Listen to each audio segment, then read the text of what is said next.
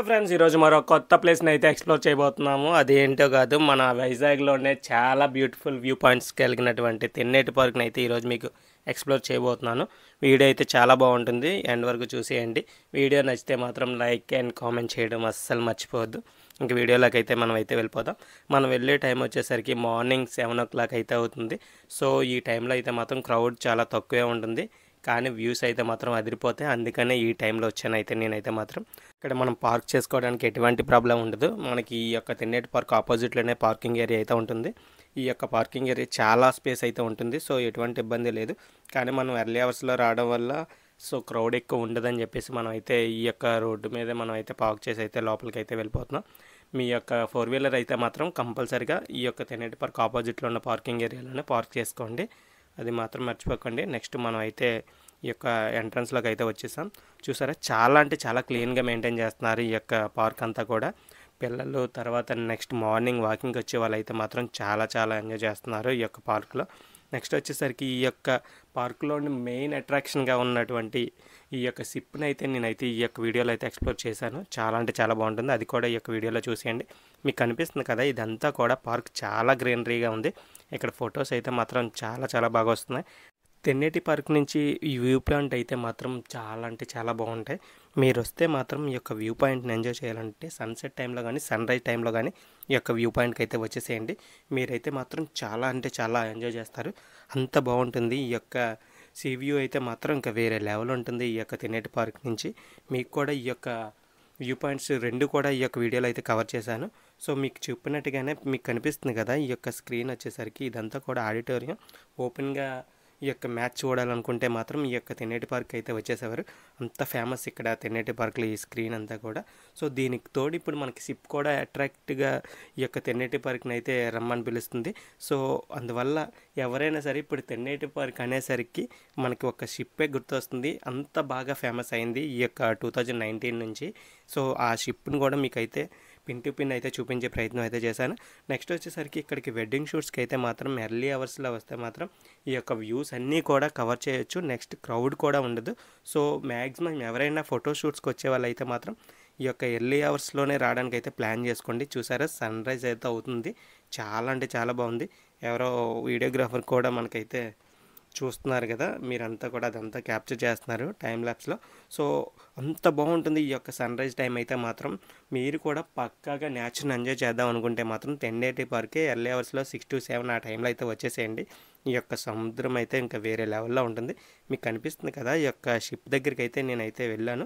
So మీకు కూడా ఈ యొక్క వీడియోలో అయితే క్లియర్గా చూపిస్తాను. ఈ యొక్క పార్క్ అంతట్లో నాకు బాగా నచ్చింది ఈ యొక్క మొక్కలే. చాలా అంటే చాలా బాగున్నాయి, చాలా అట్రాక్టివ్గా ఉన్నాయి. ఫొటోస్ తీసుకోకుండా అయితే మీరు వెళ్ళరు వచ్చే వాళ్ళు ఎవరు కూడా. సో అందువల్లే వాటిని అయితే జాగ్రత్తగానే ఉంచండి, ఎటువంటి కట్ చేయడం కానీ ఎలాంటివి ఏం చేయొద్దు. నెక్స్ట్ కూడా ఈ యొక్క పార్క్ అంతా కూడా చాలా అంటే చాలా క్లీన్గా మెయింటైన్ చేస్తున్నారు. ఈ యొక్క వేస్టేజ్ కూడా చాలా డస్ట్బిన్స్ అయి పెట్టి చాలా నీట్గా మెయింటైన్ చేస్తున్నారు. ఈ యొక్క మెయింటైన్ చేస్తున్న మేనేజ్మెంట్కి కూడా మనం హ్యాట్సప్ చెప్పాలి. ఈ పార్కులో మెయిన్ అట్రాక్షన్ అయినటువంటి సిప్ దగ్గరికి అయితే మనం అయితే వెళ్ళిపోతున్నాం. అయితే ఈ యొక్క పార్క్ నుంచి కిందకి ఒక 30 steps వరకు అయితే ఉంటుంది. సో ఎటువంటి ఏజ్ లిమిట్ లేదు, ఎవరైనా సరే ఈజీగా రీచ్ అయిపోవచ్చు. ఈ స్టెప్స్ కూడా పెద్దగా ఉండవు కాబట్టి మనం ఎంత ఏజ్ పీపుల్ అయినా సరే కిందకైతే ఈజీగానే రీచ్ అయిపోవచ్చు. నెక్స్ట్ వచ్చేసరికి ఈ యొక్క బీచ్ ఏరియాలో మాత్రం చాలామంది అయితే స్విమ్ చేస్తున్నారు, కానీ ఈ యొక్క బీచ్ ఏరియాలో స్విమ్ చేయడం అనేది కరెక్ట్ కాదని అయితే నేను చెప్తాను. సో ఎవరైనా సరే ఒకవేళ చేద్దామన్నా సరే ఈ యొక్క ఎంట్రన్స్లోనే కాసేపు అలా బీచ్తో ఎంజాయ్ చేసి వచ్చేసేయండి తప్ప మీరైతే మాత్రం లోపలికైతే వెళ్ళే ప్రయత్నం అయితే చేయొద్దు. ఎందుకంటే ఈ యొక్క రిప్ కరెంట్ అనేది ఈ ఏరియాస్లో చాలా ఎక్కువగా ఉంటుంది. సో అది మాత్రం గమనించండి. నెక్స్ట్ చూసారా, ఈ యొక్క ఏరియా అంతా కూడా చాలా అంటే చాలా నీట్గా ఉంది, దాన్ని అలానే ఉండనివ్వండి, మీరైతే పాడు చేయొద్దు. నెక్స్ట్ వచ్చేసరికి ఇక్కడైతే మీ పెయింటింగ్ వేసే యొక్క ఆర్టిస్ట్ కూడా ఉన్నారు. ఎవరైనా ఇంట్రెస్ట్ ఉంటే ఇక్కడ పెయింటింగ్ అయితే వేస్తారు. సో అది కూడా మీరు ట్రై చేయొచ్చు. చూసారా, ఇక్కడైతే స్విమ్ చేస్తున్నారు చూసారా. వీళ్ళు ఏంటంటే లోపలికి వెళ్లకుండా బయటే ఉన్నారు, సో ఎటువంటి ఇబ్బంది లేదు. కానీ రిప్ కరెంట్ వస్తే లోపల బయట అనేమి ఉండదు. చాలామంది అయితే ఎఫెక్ట్ అయ్యారు ఆల్రెడీ. ఈ యొక్క లాస్ట్ మంత్లోనే ఒక 10 members వరకు వైజాగ్ ఏరియాలో చనిపోయిన విషయం అయితే అందరికీ తెలిసిందే. సో జాగ్రత్తగా స్విమ్ చేయడానికి అయితే ప్లాన్ చేసుకోండి, వీలైతే చేయకపోవడం బెటర్ అని అయితే నేను చెప్తాను. సో చూసారా, ఈ యొక్క సన్ రైజ్ టైంలో ఎంత బాగుందో ఈ షిప్ ఏరియా అంతా కూడా. ఇంకా ఈ ఏరియాలో అయితే డైలీ వెడ్డింగ్ షూట్ అవ్వలేని రోజంటూ ఉండదు. అన్ని వెడ్డింగ్ షూట్స్ అయితే మాత్రం ఈ యొక్క షిప్ దగ్గర అయితే అవుతాయి. ఇంకా వేరే లొకేషన్ అయితే చూస్ చేసుకోరు, ఎందుకంటే park, beach, next main attraction అయినటువంటి షిప్. సో ఇంకా వెడ్డింగ్ షూట్ చేసే వాళ్ళకి ఇంకేం కావాలి. సో అన్ని లొకేషన్స్ ఇక్కడే కవర్ అయిపోతాయి. సో అందువల్ల ఇక్కడ వెడ్డింగ్ షూట్స్ అయితే మాత్రం చాలా అంటే చాలా ఎక్కువ అవుతాయి. నెక్స్ట్ ఇక్కడైతే చూసారా ఎంత హైట్ ఉందో ఈ యొక్క షిప్ వచ్చేసరికి. అందువల్లే ఇది మన వైజాగ్ ఏరియాకి వచ్చి లోపలికైతే వెళ్ళలేక ఉంచేసారు, ఇక్కడే తీసుకెళ్ళలేక. సో దీన్ని హోటల్ కింద చేసే అవకాశాలు అయితే ఉన్నాయంట. సో అది కూడా ఒక 1 or 2 ఇయర్స్లో కంప్లీట్ అయ్యే అవకాశం కూడా ఉంది. మళ్ళీ అయితే పైకి అయితే ఎవరిని అలౌ చేయనట్లేదు. సో అందువల్ల మీకైతే అవుట్ సైడ్గానే చూపించడం అయితే జరుగుతుంది. షిప్ లోపలికి వెళ్ళకుండా చాలా చాలా పెద్ద తాడులతో అయితే కట్టడం జరిగింది. ఈ యొక్క సైక్లోన్ టైంలో కానీ ఏదైనా అలలు ఉద్ధృత పెరిగినప్పుడు కానీ ఎటువంటి ఇబ్బంది లేకుండా అయితే మాత్రం ఈ యొక్క షిప్ని అయితే పెద్ద పెద్ద తాడులతో అయితే కట్టడం జరిగింది. దానివల్ల ఈ యొక్క షిప్ అనేది బ్యాలెన్స్ తప్పకుండా అయితే ఉన్నది. చూసారా, మీకు కనిపిస్తున్నాయి కదా ఈ తాళ్ళు అయితే మాత్రం ఈ యొక్క రాళ్ళకైతే కట్టేసి చాలా నీట్గా అయితే బ్యాలెన్స్ చేశారు. ఈ చూసారా ఎంత స్ట్రాంగ్గా ఉన్నాయి ఇవన్నీ కూడా. అందువల్ల ఇంత పెద్ద షిప్ అయినా సరే ఈ యొక్క ఉద్ధృతికి తట్టుకొని ఇక్కడైతే ఉంది. నెక్స్ట్ వచ్చేసరికి మీరు ఎప్పుడైనా వస్తే మాత్రం సన్ రైజ్ టైంలో కానీ సన్సెట్ టైంలో కానీ రావడానికి అయితే ప్లాన్ చేసుకోండి. ఈ యొక్క బీచ్తో పాటు ఈ యొక్క షిప్ వ్యూ అయితే ఇంకా వేరే లెవెల్లో ఉంది కదా. సో ఫొటోస్ కూడా చాలా వస్తున్నాయి. రీల్స్ బ్యాచ్ అయితే ఇంక చెప్పవసరం లేదు, ఇంకా చాలా అంటే చాలా ఎంజాయ్ చేస్తారు. మస్ట్గా వైజాగ్ కాకుండా ఉండే వాళ్ళు అయితే మాత్రం, బయట నుంచి వచ్చే వాళ్ళు మాత్రం మీ బకెట్ లిస్ట్లో మాత్రం ఈ యొక్క షిప్ ఏరియా అయితే పెట్టేసుకోండి. చాలా అంటే చాలా ఎంజాయ్ చేస్తారు. మీరు ఒక కొత్త ఎక్స్పీరియన్స్ అయితే చేసిన ఇదైతే ఉంటుంది. నేనైతే మాత్రం దానికి గ్యారంటీ చెప్పగలను. నెక్స్ట్ చూసారా, ఈ అమ్మాయి అయితే మాత్రం నేను అబ్జర్వ్ చేశాను, చాలా అంటే చాలా లోపలికైతే వెళ్ళే ప్రయత్నం అయితే చేస్తుంది. ఇలాంటి వాళ్ళతోనే ఇబ్బంది అవుతుంది, ఎందుకంటే ఈ ఏరియాస్లో లైఫ్ గార్డ్స్ కూడా ఉండరు. సో ఏమైనా జరగకూడని జరిగితే మాత్రం ఇబ్బంది పడతారు. సో మీరైనా వస్తే మాత్రం ఎవరు కూడా ఇలాంటి రిస్క్ అయితే మాత్రం చేయొద్దు. మీరు కూడా మీ పిల్లలతో వస్తే మాత్రం జాగ్రత్తగా చూసుకొని అయితే మాత్రం తీసుకొని అయితే వెళ్ళండి. నెక్స్ట్ వచ్చేసరికి ఈ యొక్క ప్లేస్లో ఫోటోషూట్స్ అయితే చాలా చాలా బాగున్నాయి కదా. కానీ ఇక్కడ ఒకటి గుర్తుపెట్టుకోండి, ఎవరైనా సరే ఇక్కడ ఫోటోగ్రఫీ చేస్తాం, మీ ఫొటోస్ తీస్తామని చెప్పేసి అయితే మాత్రం వస్తే మాత్రం కొంచెం ఆలోచించండి. ఎందుకంటే ఇక్కడే కాదు, చాలా టూరిస్ట్ ప్లేసెస్లో ఇలా ఫోటో తీస్తామని చెప్పి మిమ్మల్ని అయితే మోసం చేయడం అయితే జరుగుతుంది. అందుకని మీకైతే ముందుగానే అప్డేట్ చేస్తున్నాను. సో మీ దగ్గరికి ఎవరైనా వచ్చి ఒక 10 ఫొటోస్ మీకు 10 రూపీస్ చొప్పునే చేస్తామని చెప్పేసి చాలామంది అయితే వస్తూ ఉంటారు. సో వాళ్ళ నుంచి అయితే మాత్రం మీరు జాగ్రత్తగా అవాయిడ్ చేయడం బెటర్ అని అయితే నేను సజెస్ట్ చేస్తాను. ఇక ఈ షిప్కి సెండప్ చెప్పేసి మనం అయితే పైకి అయితే వెళ్ళిపోతున్నాం. వెళ్ళే క్రమంలో మనకైతే ఈ యొక్క జారుడు బల్ల అయితే కనిపించింది. కానీ ఇది టోటల్గా డిస్మాంటిల్ చేసేస్తే బాగుందని అయితే అనిపించింది. ఎందుకంటే పిల్లలు ఏమైనా పైకి ఎక్కి జారితే ఏమైనా యాక్సిడెంట్ జరిగే ఛాన్సెస్ ఉంటాయి.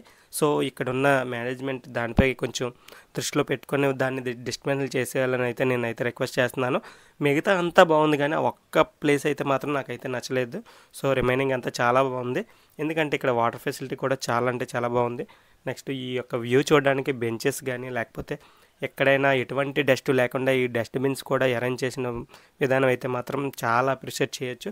సో నా హంబుల్ రిక్వెస్ట్ ఏంటంటే మీకు కనిపించిన ఆ యొక్క జారుడు బల్లని రిమూవ్ చేసేస్తారని అయితే నేనైతే మిమ్మల్ని అయితే రిక్వెస్ట్ చేస్తున్నాను. సో చూసారా, వ్యూ పాయింట్స్ అయితే మాత్రం వేరే విధంగా ఉన్నాయి కదా. మీరు వీలైతే మాత్రం ఈవినింగ్ టైంలో రావడానికి కూడా ప్లాన్ చేసుకోండి. సన్సెట్ టైంలో ఇంకా వేరే లెవెల్లో ఉంటుంది ఈ ప్లేస్ అంతా కూడా. సో మీరు ఎవరితో వద్దాం అనుకుంటే వాళ్ళకైతే ఈ యొక్క వీడియోని కూడా షేర్ చేసేసి ఈ వ్యూస్ అన్నీ చూపించేసేయండి. లేదంటే చూసిన తర్వాత నచ్చింది అనుకుంటే మాత్రం కంపల్సరీగా ఒక్కసారైనా సరే ఈ ప్లేస్కి అయితే విజిట్ చేయండి. చూసారా, ఈ యొక్క షిప్ వ్యూ ఈ విధంగా ఉంది సన్ రైజ్ టైంలో. సన్సెట్ టైంలో కూడా చాలా బాగుంటుంది. ఇంకా లైటింగ్లో అయితే ఇంకా వేరే లెవెల్ ఉంటుంది. సో మనమైతే రిటర్న్ అయితే అయిపోయాం.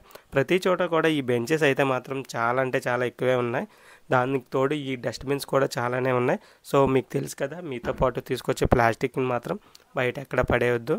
వీలైనంత వరకు తీసుకురాకపోవడానికి ట్రై చేయండి. లేదంటే మాత్రం తీసుకొస్తే మాత్రం ఈ యొక్క డస్ట్బిన్స్లో మాత్రం పడేయండి, అంతేగాని బయట అయితే పడేయవద్దు.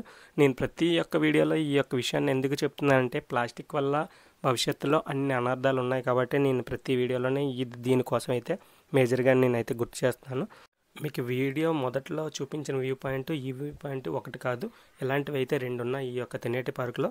అయితే మీకు ప్రతి వీడియోలో బాగుంది కంటే ఇక్కడున్న లోపాలు కూడా మీకు చూపించే బాధ్యత అయితే నేను తీసుకున్నాను కాబట్టి చెప్తున్నాను. చూసారా, ఇక్కడ బార్డర్ వచ్చేసరికి పోయింది. దీన్ని ఏదో తాడులతో అయితే కట్టారు. సో ఇలాంటివి ఉండడం వల్ల ఏంటంటే పిల్లలు కింద పడే అవకాశం అయితే ఉంటుంది. సో దాన్ని అయితే మాత్రం క్లియర్ చేస్తారని అయితే ఇక్కడ మేనేజ్మెంట్ని అయితే రిక్వెస్ట్ చేస్తున్నాను. సో ఎందుకంటే చాలామంది అయితే ఇక్కడ టూరిస్టులు వైజాగ్ వస్తున్నారు. మస్ట్గా ఈ యొక్క తెన్నేటి పార్క్ అయితే వచ్చే ఛాన్సెస్ ఉంటాయి. సో ఇలాంటివి చూస్తే చాలామంది అయితే మాత్రం మన యొక్క బ్యాడ్ ఒపీనియన్ అయితే వస్తుంది. సో ఇలాంటివి మ్యాక్సిమం చేంజ్ చేసుకుంటారని అయితే నేనైతే రిక్వెస్ట్ చేస్తున్నాను. సో నేనైతే ఇంకా ఈ వీడియోని అయితే ఎండ్ చేద్దాం అనుకుంటున్నాను. చూసారా, గ్రీనరీ విషయంలో అయితే మాత్రం చాలా అంటే చాలా బాగుంది. చాలా బాగా మెయింటైన్ చేస్తారు. ఇక్కడ ఓపెన్ జిమ్ కూడా ఉంది. సో ఇక్కడికి వచ్చే వాకర్స్ అందరూ కూడా ఈ యొక్క ఓపెన్ జిమ్ని అయితే బాగా యూజ్ చేసుకుంటున్నారు. ఎటువంటి లోపాలు అయితే లేవు. సో అంతా బాగుంది. కానీ కొన్ని మైనర్ మిస్టేక్స్ ఉన్నాయి. సో వాటిని క్లియర్ చేసుకుంటారని నేనైతే ఈ యొక్క వీడియోలో అయితే ప్రస్తావించాను. థ్యాంక్